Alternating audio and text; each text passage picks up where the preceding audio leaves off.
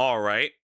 We're gonna react to The Toad That Broke Australia by more Parz. I have no idea. We're gonna look at this. I have no idea.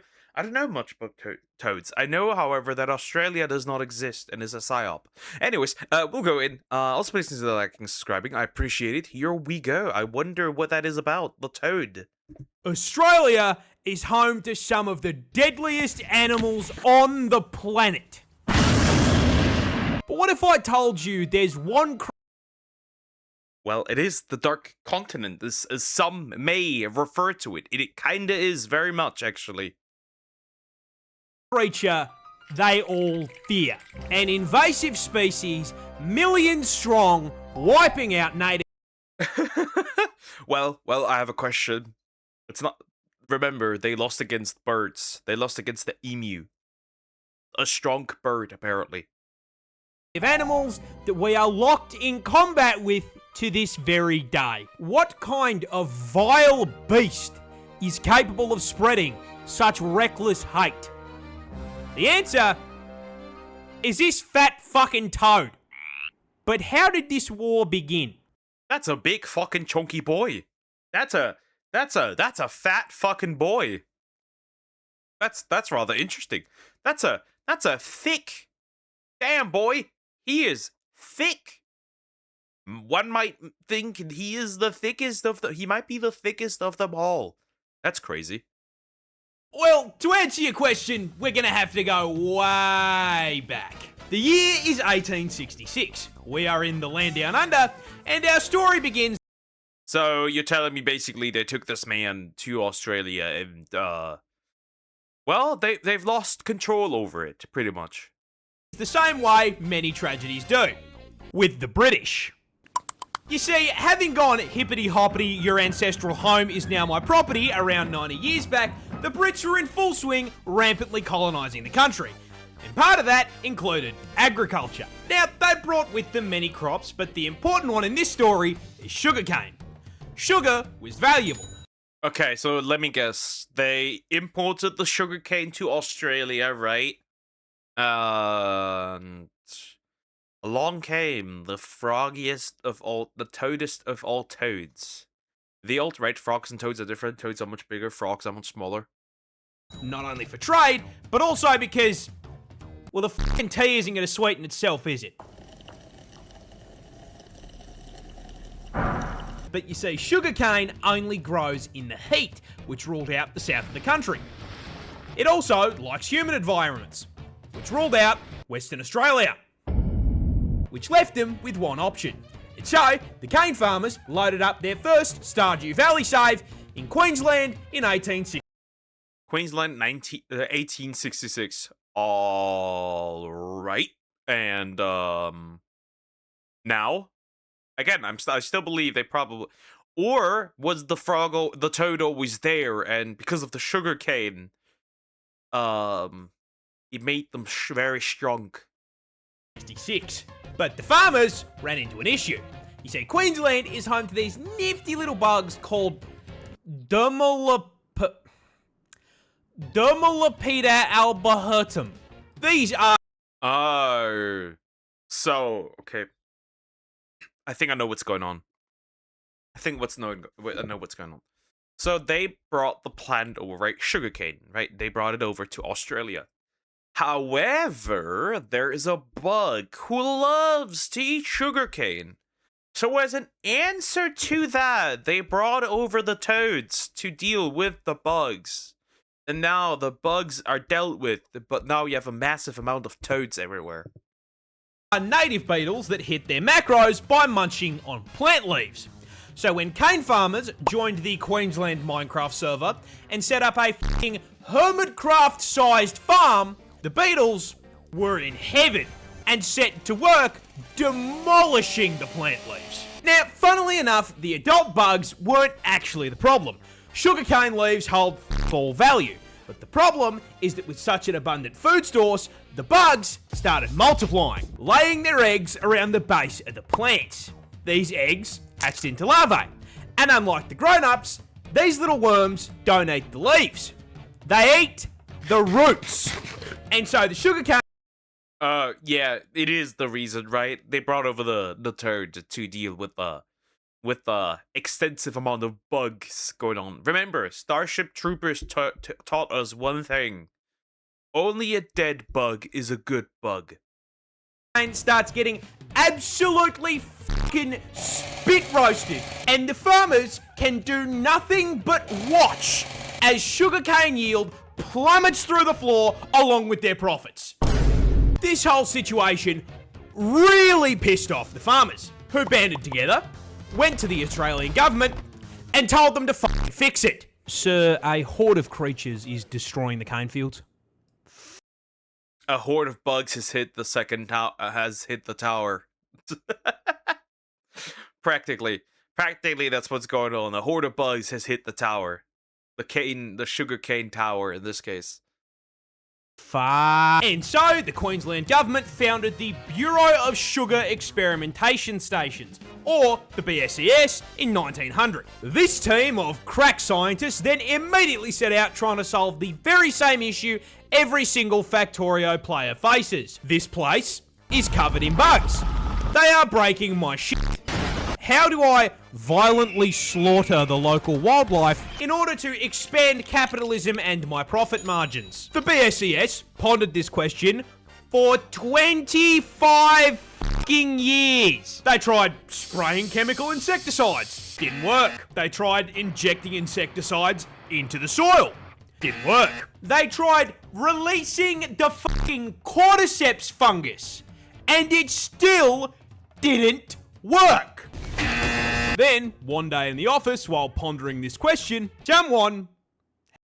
25 years. They sat there and tried to obliterate these bugs. 25 years. They sat there and watched their sugarcane get obliterated the moment the bugs had got their hands on it, or well, the larvae. Had an idea. Okay, we are getting outmaneuvered by the cast of Bugs Life. Someone in this office, please give me anything. What about cane toads? What? Cane toads. Those big fucking fat things that exist in the cane fields in Hawaii. I mean, it's a frog. They eat bugs. We just introduce an invasive species to fix a problem caused by an invasive species. I mean, what could possibly go wrong?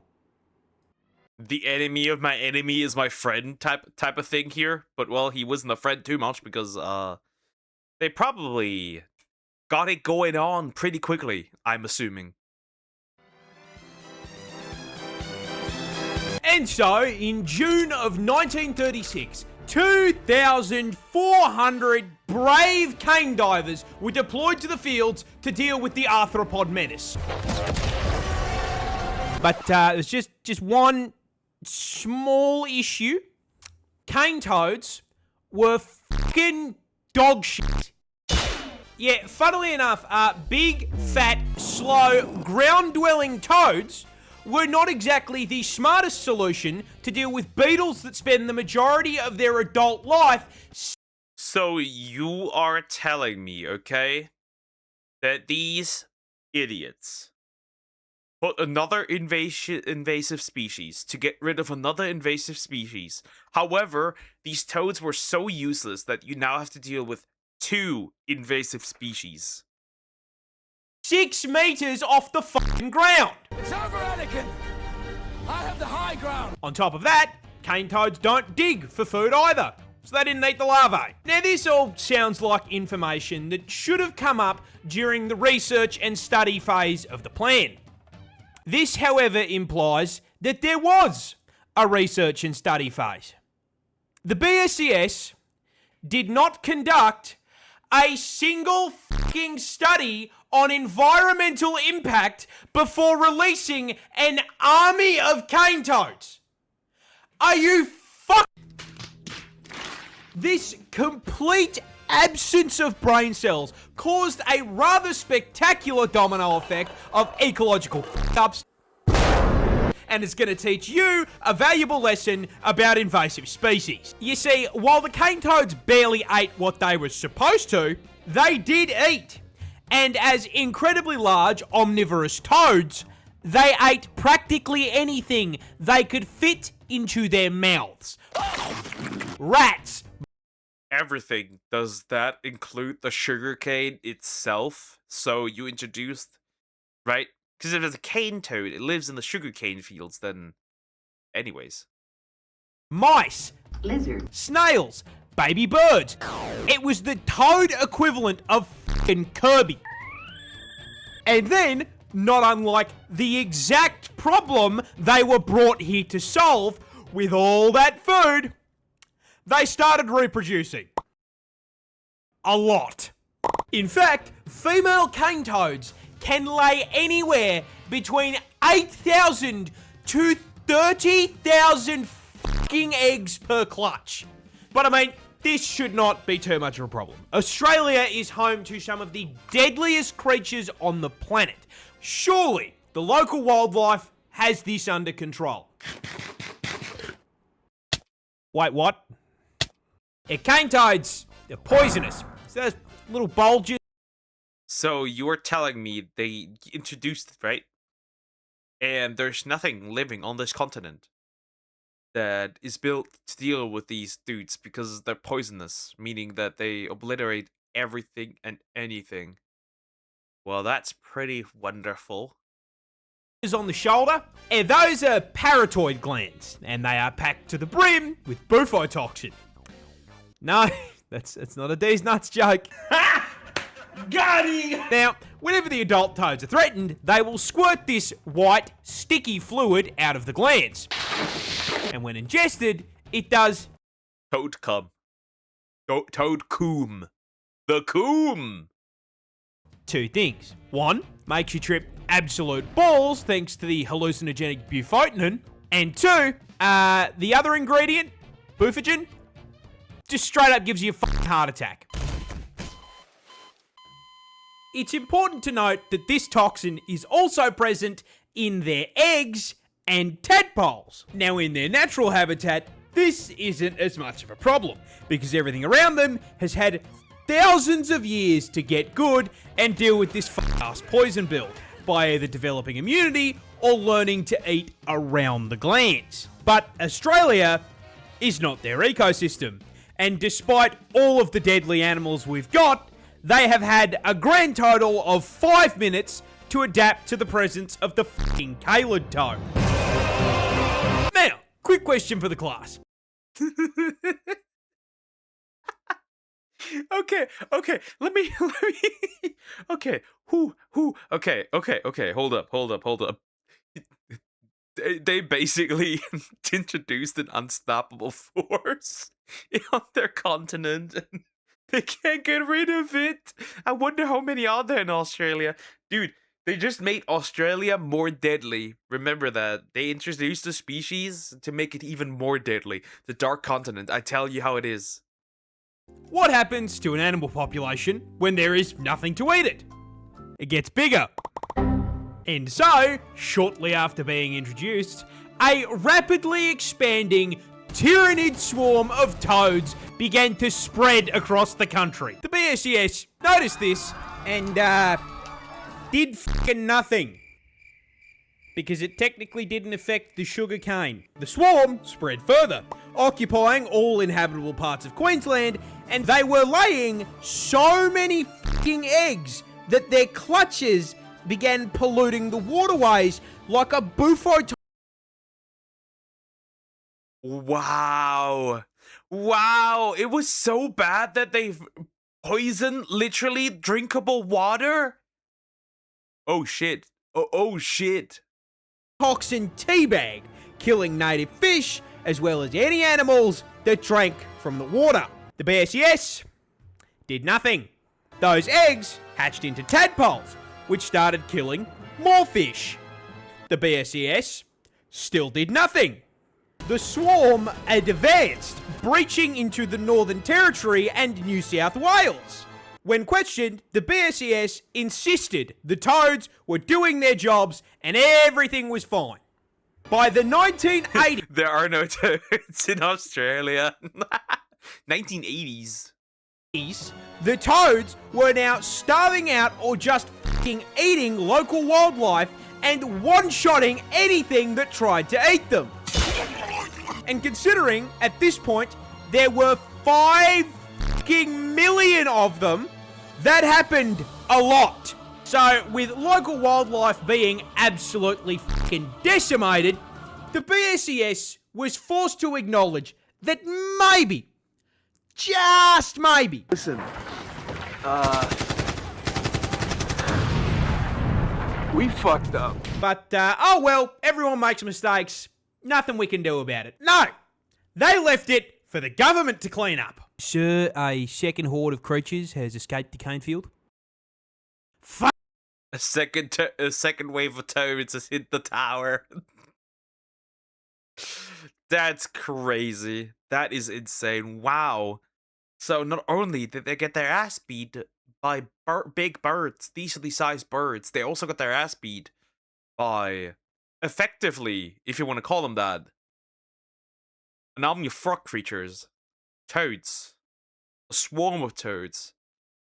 Yeah, they realised just how much damage was being done and in 1986 began funneling federal funds into controlling the population. They tried trapping and physically removing the toads, but unless they had 5 million traps, that wasn't going to do shit. Biological warfare was proposed in the form of releasing viruses and parasites, but was shot down because it would do just as much damage to the native wildlife. And so, the toad front continues to advance to this day.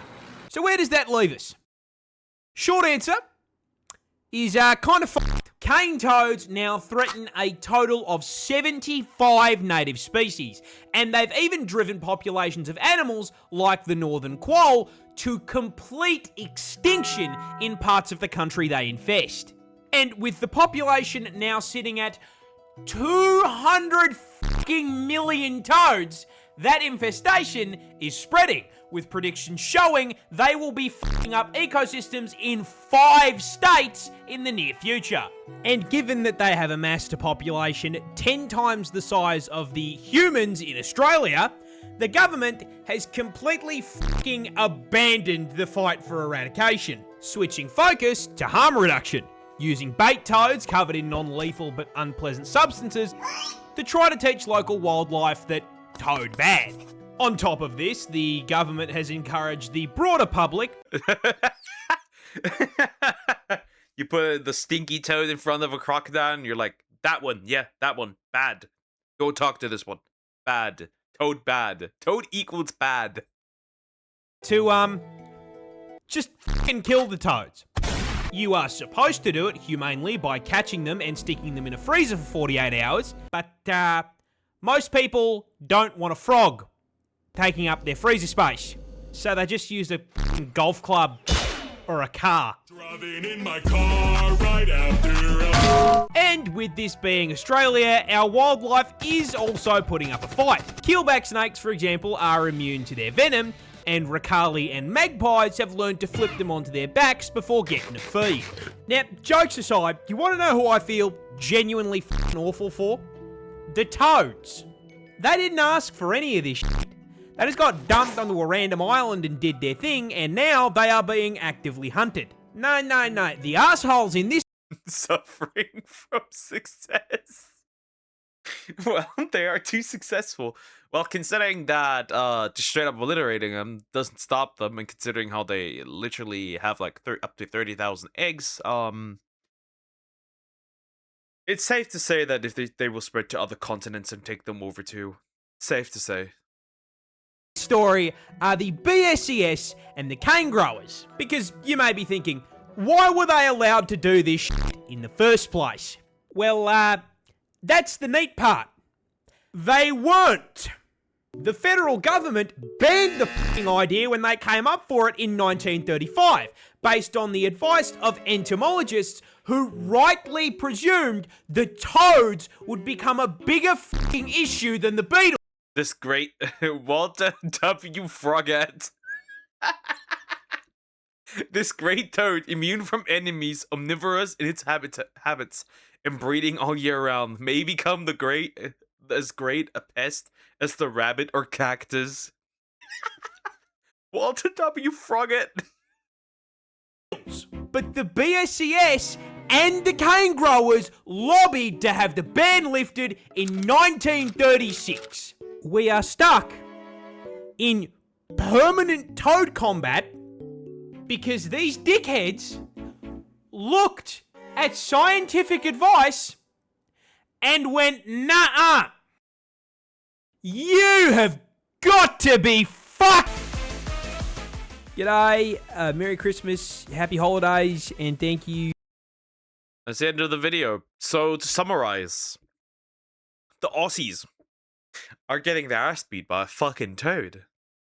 Which is hilarious, in my opinion, because first you get beat by a fucking bird. The kangaroos are essentially a threat to other ecosystems as well, because, fun fact, they, in some places of the world, just straight up threw some fucking kangaroos there, and, like, they're multiplying there too, and, then you decided to put some toads on there, and the toads said, you know what? I'm gonna eat anything but the bugs, and smash a lot. To the point where I'm poisoning your water source. Smart move, smart move. Here's your golden poop, and yeah, you can go, you can live your existence on Toadstralia. Anyways, like, comment, and subscribe.